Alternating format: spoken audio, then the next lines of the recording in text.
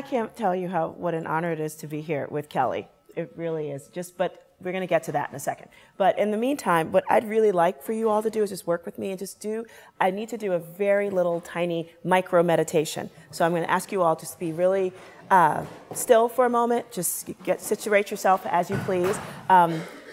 Close your eyes, and I'll guide you through it. So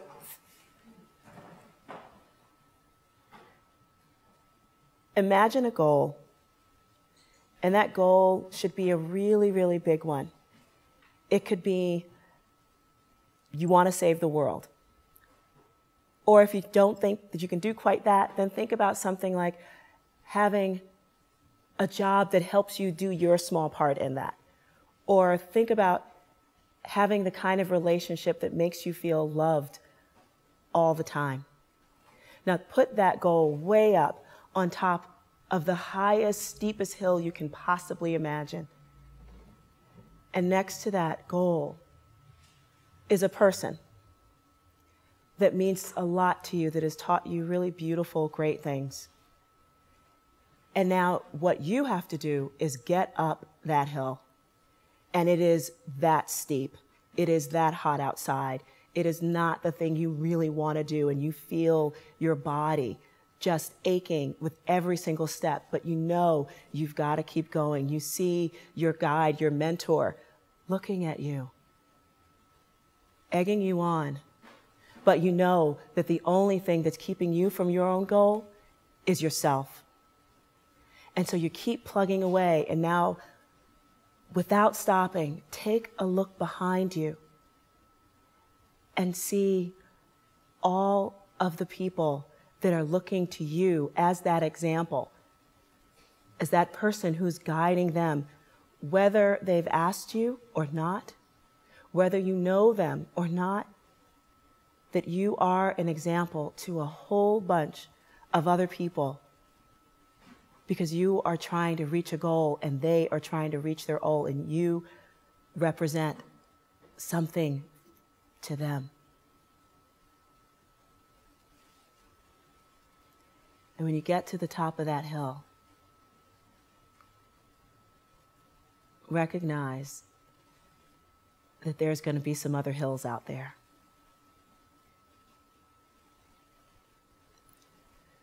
So open your eyes. And so for the past 15 years or so, I've been really working hard to create some hills of my own and meet the challenges and meet the kind of goals that are out there.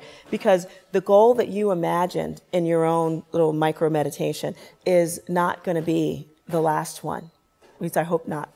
And you'll be climbing new ones. And, you know, and I've been doing that for a little while too, but when I worked with community building,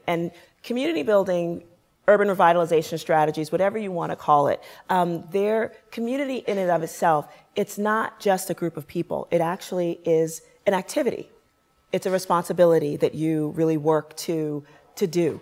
And so the type of work that I was doing is really interesting because the last thing in the world 15 years ago was anything that I thought I'd be doing. I'm from one of the poorest congressional districts in the country, which is the South Bronx in New York City.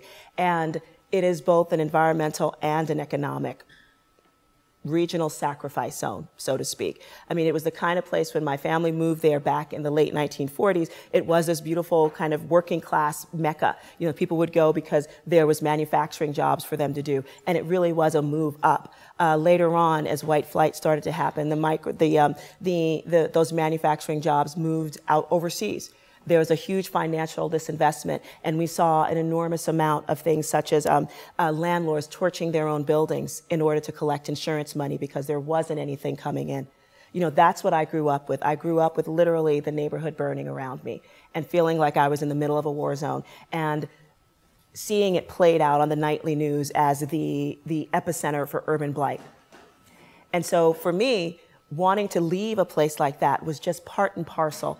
You know, I saw, my brother was killed as a result of the drug wars. I mean, I saw friends and families succumb to different kinds of addictions or just die from many of the other things that were going on in their communities. And I didn't want to be there. But it wasn't until I actually had the chance to move back to my neighborhood, under duress, mind you. I was broke and needed a cheap place to stay, which was my parents' house. And I got to see my community in a completely different way. I didn't know at the time that we were the kind of place that regulations and sort of misguided politicians and all sorts of things like that literally took advantage of folks because they happened to be poor and of color. And when it hit me that on my own level that I was a part of this, because I too kind of looked at my own community and wanted nothing more than to leave it. And I realized that I too could be a part of something to change it. So I worked really hard. And we first started working to really counteract some of the most horrible and misguided solid waste management plans that continued to use my community as a dump, which had some really serious impacts in terms of public health, on the people in our community, from everything from asthma and other respiratory problems to diabetes, obesity, even to learning disabilities in young children, absolutely related to the kind of pollution that you find in one's communities. So doing things to counteract that, everything from learning how to worked really hard to transform dumps, literally dumps that had been used that way for decades, into waterfront parks, not just waterfront parks, award-winning waterfront parks. We worked to create a Greenway feasibility study. I brought in about $1.25 million to create a plan for one of the only pedestrian-friendly pieces of infrastructure in our community, and we were able to raise about $50 million to start building it. I started one of the country's very first green-collar job training and placement systems, working with people from my community, many of whom had been written off because they were generationally impoverished or in and out of the criminal justice system, and thus nobody thought that they can contribute anything. But instead, we worked really hard with them to train them in the skills of ecological restoration, everything from urban forestry management to learning how to clean up contaminated land so they could be used again for a wonderful purpose, green roofing, and all of these type of things, and to seeing what folks who felt, even in their own ways, they'd written themselves off. The single moms on welfare, the guys who'd been cycling in and out of the criminal justice system, to recognize that they had power, legitimate power, and that it had been there all along, was just one of the most incredible things I've ever experienced in my entire life, and I'm dedicated to doing even more of that. So recently, actually recent for me is over the past year or so, I've decided that even though, I've worked really hard to create these very particular projects, and sometimes the projects were people, and helping them see the potential in themselves, but seeing projects so that people could move in the direction that allowed them to see things differently, I realized that what we really needed to do was actually work on real estate development, because I felt that so many of the little pieces that I was working on were more along the lines of they felt like almost like Band-Aids, as opposed to like bigger things that literally could transform what a community is and how it reflects on people. And so I worked working to develop a platform for using real estate development as a tool for social, environmental, and economic change. And we were doing that by creating new opportunities for mixed income communities, because we used to have, in many cases, if you look back prior to integration becoming actually legal, we used to have racially segregated communities, but they were economically diverse. And it created this sense, I think, of aspiration, for people to see different things in a community, recognize that, if you happen to be a Black person, you knew that there was different things you could do. Like, maybe you were a janitor, maybe you were a doctor, maybe, you were an engineer. But now, because the way that poverty, has so sort of like developed in this country, you only have poor communities for the most part.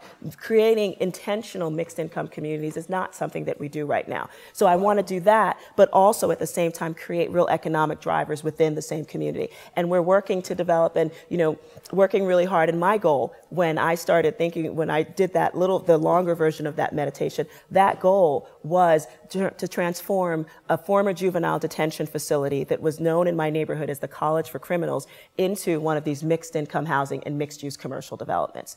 And it is like, to be, me, this little poor Black kid from the South Bronx.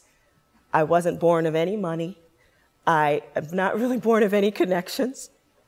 To literally expect to stand toe to toe with the major real estate developers in the Northeast and want to compete to develop that site in my own neighborhood. I've got some pretty big ovaries to do that. But I realized that so much of doing that is because, you know, because what I was thinking about as I did that meditation was also all the folks behind me. When I looked over my shoulder, it was everyone in my community. It was people in communities just like it. It was people who don't know that communities like mine even exist and who just live in another world. But I'm hoping that they'll see that sooner or later creating this kind of health and well-being in communities all over our country is going to make a difference. But I realize that even with those huge dreams, so much of the path that I've taken, and especially my recent path, really has been because in addition to having this goal, there were great teachers along the way who helped me see things in a very different way. You know, last year I spoke at Wanderlust, and it was weird because I wasn't quite sure why I was even being invited, because I didn't do yoga, and and I just couldn't understand, but I realized that, you know, there's no such thing as a coincidence. And the real reason why I got here was, I think, to meet Kelly. Kelly, you know, I'd heard about her, you know, she's like top yoga person and all that good stuff, and she's hot and beautiful, and of course I wanted to hang out with her, but I wasn't really understanding of what a real teacher at the time could do, because I was so used to doing what I was doing. And it wasn't until I realized that Kelly could actually help me move to a completely different level and really focus so deeply on always looking behind me so that I could move forward. Taking the kind of care and being incredibly strong and really proud of just being a proud woman who can bring people along, and really understanding spiritually, emotionally, that the path that you're taking is there so that you can help also support other people on their own path. And so for that, I am so grateful that I got a chance to meet you, because I really do believe that I wasn't in a place before I met you to really think that I could do what I'm about to do. And I so appreciate. You did it all by yourself, Majora. You know, that's the thing. You know, you need a teacher and you need support until you realize that they're just like wind, but you're the bird. Majora's the bird, right? Taking flight. She's been taking flight, and now she just reached up like a little higher, you know? It was such an honor to have her in the program because, I mean, as you can see, it was hard for me to see how I could possibly help her, you know? Because she's made of help. That's like her middle name, is that she lives to help people. And I think that's where we're the same. We come from very different backgrounds. I come from an extraordinarily privileged background. She does not. And yet we encountered the same challenges regardless of our background. And for me, where that's moving towards with this is, when she discusses what was happening in the Bronx, to me that sounds like a reservation.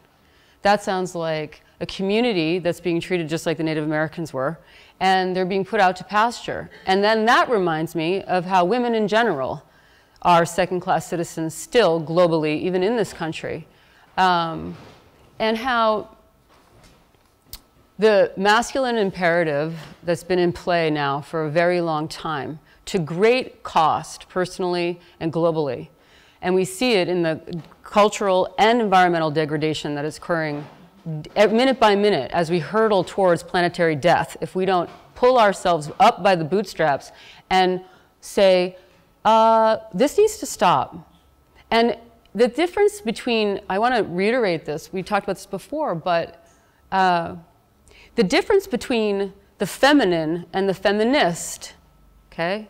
Feminism is a political and appropriate response to a global devaluation of 50% of our population, which is female. The divine feminine is something completely different. And a lot of Majora's success comes from the fact, which she may not even realize, is that she worked to preserve the green. Not this green, right? Not that green at all. The pursuit of that green has created a lot of problems, okay?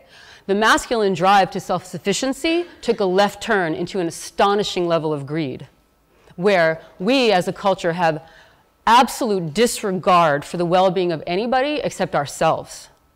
All day long, all week long, all year long. Majora, even though she came from the concrete jungle, even though she came from, I don't know, was there one blade of grass in your neighborhood at that time? She had a drive that was deeply feminine because it was connected to earth and the honoring and preservation of this mother beneath our feet that we walk on all day long, that has given us everything that we need to live. You have your birth mother, and then you have the earth mother. And because of that incredible love that she had for her people, but also for nature, she brought that into the Bronx. I mean, they didn't have grass, you know? And now the whole thing is green. And not, like she said, not like ugly, tacky Holiday Inn thing happening up there. Award-winning designs. You know what I mean? And so what she did in my program, aside from inspiring every person in that program and continuing to do that post-graduation, is she brought this powerful energy into the room to a bunch of handicapped white girls. You know? Like, there were some other, we have other black people in the program, people of color, but essentially, there's like this, women in general, and particularly from my perspective, white women, are disabled, like handicapped in some way.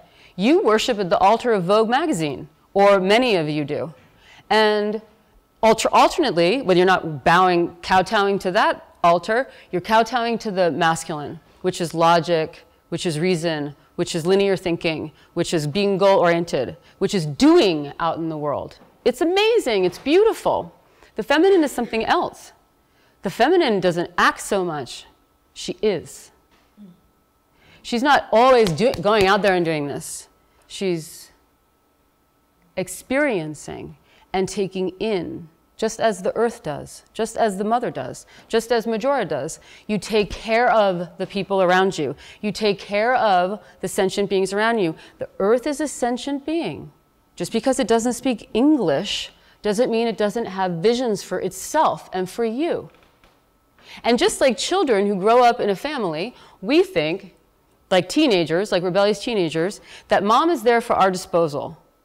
And you can just keep dumping on her and dumping on her and dumping on her, and she's just going to keep on giving, because that's what mothers do. Their essence is selflessness. But there's an immaturity there on our behalf to think that it's going to continue in this adolescent stage forever. That doesn't happen. What happens? One day your mom kicks you out of the house. Well, in Majora's case, she was able to go back. but your mother kicks you out. The earth's going to kick us out too. She's like, I've been waiting now for you to grow up and stop taking and taking and taking and taking and taking from me and not giving shit in return. You know? The clock is ticking. So now, just like how you do with your parents, you have to turn around as they get old, you know, as they gave to you, and then what happens? You give back to them as they get older. Not so much in this country, you send them to the nursing home and keep your fingers crossed that they're not getting beaten by an orderly, you know? We don't take care of our parents, we don't take care of the earth. We don't take care of women, we don't take care of the earth. Women and earth are synonymous. The feminine and the earth is synonymous. Nature, feminine, same thing. And we treat them the same way. Expendable. Especially people of color, right? Especially women of color. And I can get angry up here, because she can't. Why? Nothing scarier on the planet than an angry black woman. It's true. That's right, you know? So she gets to be gracious. I'll be the heavy. And so, being the heavy. yeah, and you know, so I was thinking last night, I wake up all the time, it's like 3 in the morning, and I'm like, I don't have a pen and paper in bed, so I'm like, but I do have my husband, the iPhone, and I'm typing into the, and I'm thinking about it, and I thought, oh, you remember you used to read that book, The Giving Tree? Remember that book by Shel Silverstein? Who read that book? A lot of people, right? And the story is briefly, it's just a picture on each page and one sentence underneath. And it's a tree that starts out as a sapling and then it grows. And there's this little boy that grows with it. The book might as well have been entitled, not The Giving Tree, but The Taking Man. Because he just took and took and took from the tree. And the tree was so happy to be having a relationship with the boy, because it's a sentient being. It's a sentient being. And so he's so happy, and he just keeps giving and giving and giving, because it's the mother, right? The mother just keeps giving. Nature just keeps giving. Until the end of the tree's life, he's lonely in the forest. He's got no trees because the guy took the branches to build his house. You know, and then the boy's a little old man. And he comes back to the tree, and he's like, "Oh, tree!" And he sees the initials in the heart that he carved in there when he was 5, and he's like, "You have nothing left to give me." At no time in that book does he say, "What can I do for you?" He looks at the tree and he says, "Oh, you have nothing left to give me." And the tree's like, in tree language, "You can sit here. You can sit on my stump." That's all I had left was a stump, you know? And I always cried when I read that book, you know, every time. And I think there's a big lesson in that. We have been taking for a long time. It's okay. It's not about looking back and feeling bad. It's recognizing that that model is not working. The taking doesn't work. It's not right relationship. We have to share everything that we have with everyone that we meet all of the time. And we do that for each other. Meaning you do that and everything comes back to you. That's the law of karma. That's the law of Aini, right relationship in the Andean lineages. That's how the cookie crumbles. You can't just take, you know? So the giving tree should be the giving man or the giving woman. And then the tree can come by and be like, "Give me your arms, I want to make a house." You know? So this is kind of like my way of saying that, as Majora demonstrates so beautifully in the way that she's conducted her life in the face of extraordinary hardship that very few people, I think, in this room anyway, have been privy to. Taking the essence of the earth is, okay, what does the earth do? What do you do to build your garden? What do you put in the ground? I say it all the time. Shit, right? Manure. Or, you know, things that nobody wants. It smells, get it out of here. You know, cows don't have toilets, so we're going to put it in the ground, okay? And then what happens? What does the earth do with that crap that you don't want? She mulches it into what? Into beauty. She takes all of that ugliness and pain and she turns it into beauty. That's exactly what the feminine does. You can take, as example by her, and if you knew my life, you'd understand why we have a big kinship. You look at someone like this who has taken huge pain, things that might have just crushed another individual, and she mulched it. Literally mulched it into parks, into green stuff, just like nature, but she mulched it in, she took all of her pain and turned it into her strength, into her power, just like the earth does. She takes all the shit, and then she's like, here's a brand new species of butterfly for your viewing pleasure, human beings. Even though you've been so selfish, here's a new flower, here's a new tree, here's a new species for you. And then what do? You know? So now you know the direction where Conquering Lion is going. Yes, I got it. And, you know, so she's speaking on a much more practical level, and I'm speaking to you on a more mythic, kind of symbolic level. Each one of you has the capacity to do as she has done, and as I am learning to do, and as which many of you have done already, which is not allow your past, when you look behind, to say, oh, I'm screwed. Like, how am I ever going to break free of my lineage? I'm going to be just like my mother. I'm going to be just like my father, you know? The very person you didn't want to become, right?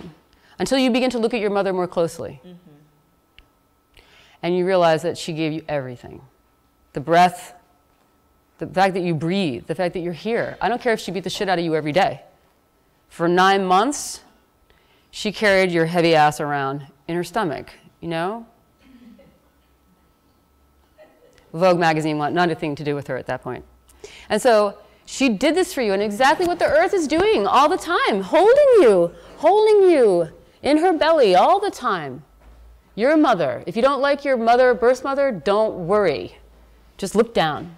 There's your mom. Never alone, never left you, never could leave you, will never betray you. Nothing, just gives and gives and gives. It's time to give back. It's time to give back, you know? And you can model yourself after her, you know? If you don't know what to do with your time, you can volunteer with Majora, you know? They always need volunteers, right?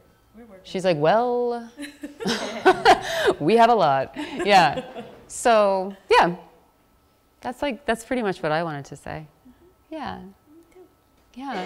So thank you so much. I mean, we're going to open for Q&As, but I just want to tell Majora, and in front of all of you as witnesses, because it is a church. You can act as the witness. You know, I was so honored that you came into the program and so freaked out. So I was like, what do I have to offer this woman? You got to be kidding me, right? Like, she's such a powerhouse. And then I remember one time in class, I had them lie down on their backs. And you know, you've been hearing your whole life, if you're a woman, what do you hear? How is the quickest way that the masculine decimates you? Close your legs. Close your legs, okay. Yeah. You just said lie down. Yeah, oh, okay, yeah. Yeah, exactly. Or they say, what do they say? You're crazy. You're hysterical. You're out of control. What else do we use that language around? Nature. We use the same language to describe the feminine as we use to describe nature. And we treat them the same. But you're not going to be able to trade up the planet the way you can trade up your wife. We're here. So we have to make this marriage work. You know? So we have to call in the earth psychologists or whatever they are. You know? Yeah. Here we are. Here we are. Doing it. Yeah. Should we open it for Q&A, or do you want to say anything? Okay. Majora, can you tell us the name of your organization and how we can keep an eye and maybe step in and get involved? Oh, cool. I'm actually starting a new nonprofit. Right now I run my own consulting firm, but I discovered that so many of the things I wanted to do were based in the research, development, and implementation realm. So I'm starting a new nonprofit called Hometown Security Laboratories, as opposed to Homeland Security, which evokes feelings of fear. Hometown security. People want to love. They want to love their hometowns, even if they have problematic relationships to it. But the idea is that it's going to be a tool that really pushes forward local economic development models that really provide the kind of supports that allow folks to grow. And so we're really excited about that. So stay tuned, but that's going to be coming up really, really quickly. Yeah, and like I just want to also add that the model that we're hoping to demonstrate here is a different one. And I don't, when I say masculine, I don't mean man. I mean the masculine that we've all been weaned on and that we're all addicted to. Is that the feminine shares power. The feminine is cooperative. The feminine expresses parity and fairness. It's different. Like, we're not up here going, shh, it's my turn. Like, she just immediately invited me into her speakeasy. She doesn't have to do that. She has plenty to say all by herself.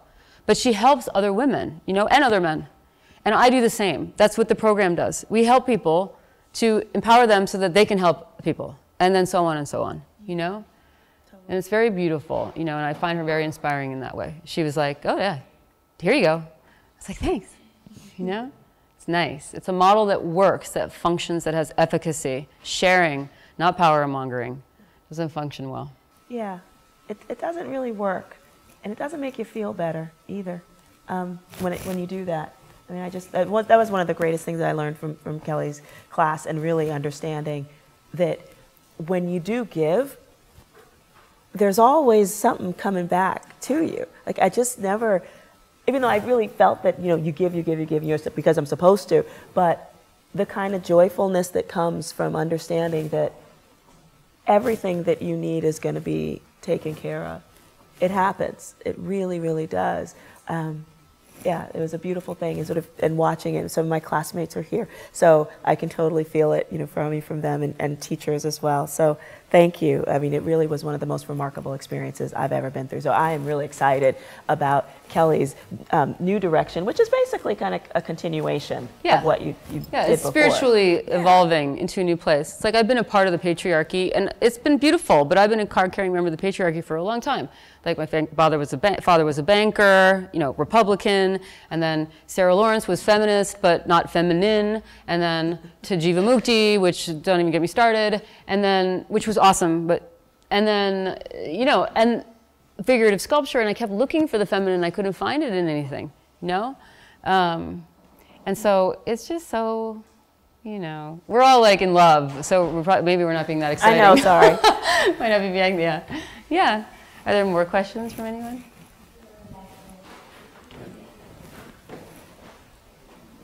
Thank you so much for having this talk. I just have a question for Majora. What are kind of some of your personal guidelines for being an effective change agent in your community?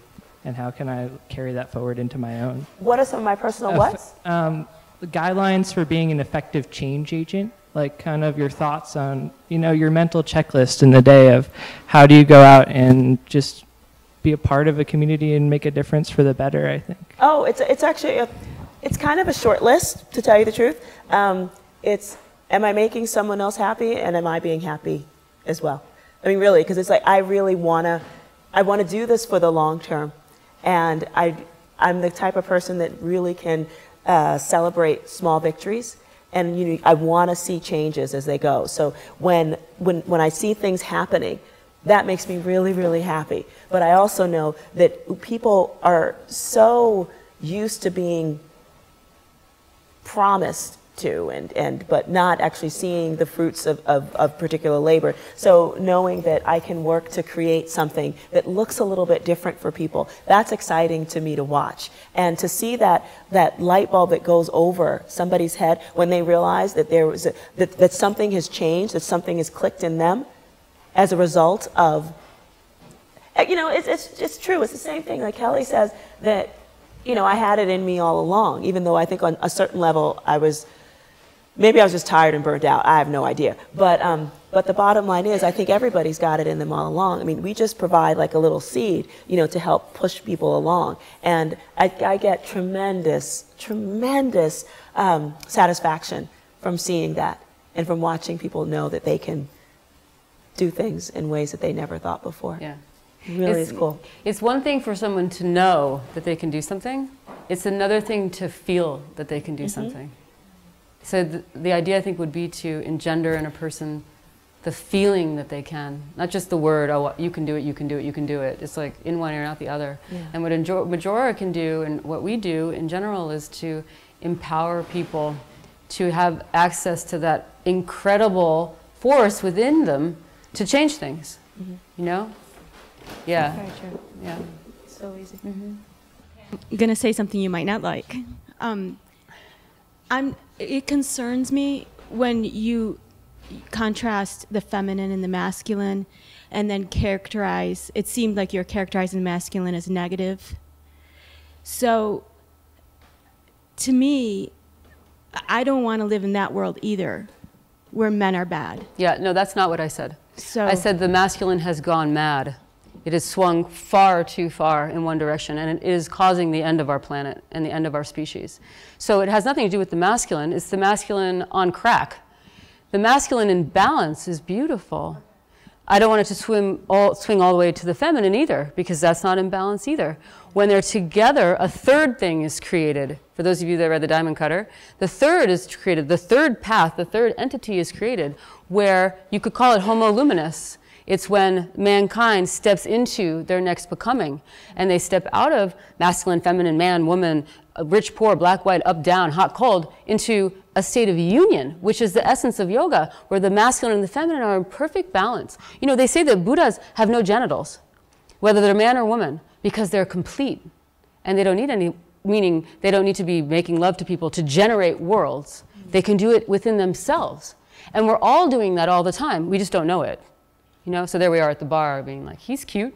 But you have that power within you, you know? No, the masculine is beautiful, but it's gone crazy. No, I appreciate you explaining, because at first I thought you were complaining about how women were characterized, and then then doing the same thing to men. So I'm Yes. glad that you explained it. Oh, of course. I'm glad you understood it. And thanks for asking. Yeah. For clarification instead of just like sitting and simmering, you know. No, seriously, because I think that is such a powerful thing to do and risk, you know, whatever. Yeah. Making But we somebody love mad. you. Really, We that's love so you, cool. so don't worry. There's so many problems that happen because people don't bother to do that. Yeah. Bless your heart. Communicate. Thank yeah, you. that's a, yeah, well, we'll wrap it there. Yeah. So thank you both, first of all. And so Majora, your TED Talks are amazing. They're really inspiring, and thank you so much for those. And I'm just really curious, have you been sought after by other community organizers or groups in order to bring the same empowerment and the same kind of fruits of your labor to their kind of communities?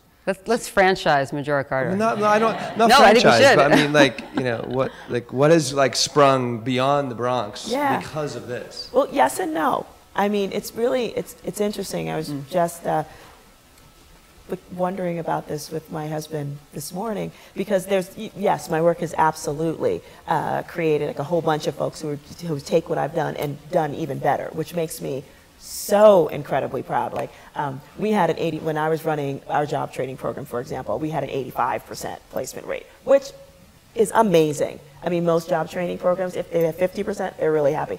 I met this woman in Detroit who had a 95% job training rate. I was like, that's my girl. That's what I'm talking about. But basically, she based her stuff on the work that I did. So, I mean, that happens all over the country, and I'm really excited about that. But then the thing that is disturbing to me is that I think that there is a small group, I think, of community activists, so to speak, who I think are more comfortable with the fight rather than actually moving toward getting some stuff done. And thank goodness there's probably less of them than there are the other type. But they are absolutely out there.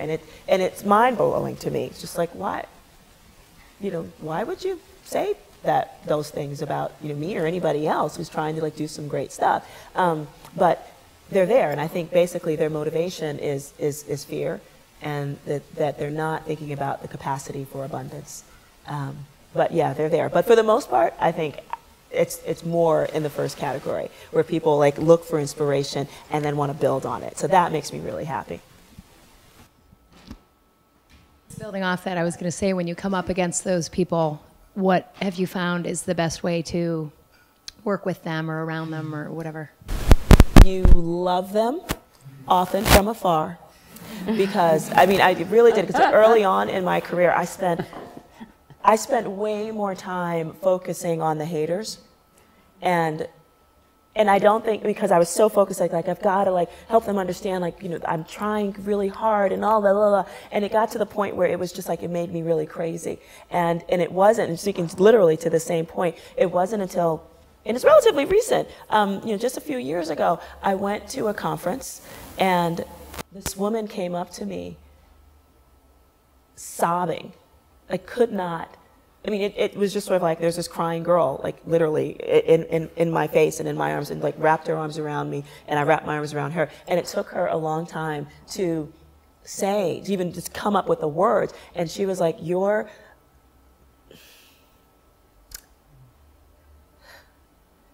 seeing your example changed my life. Because she was from the same kind of community that I was from.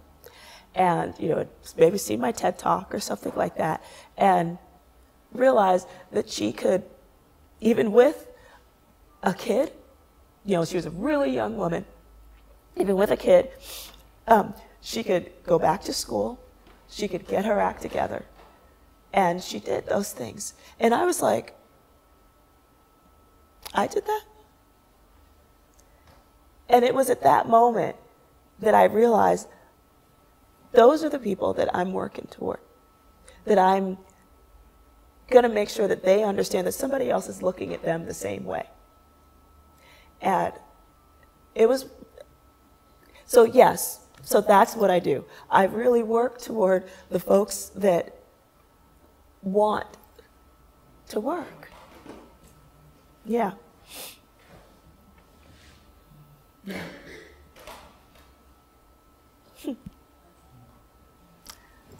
Thank you.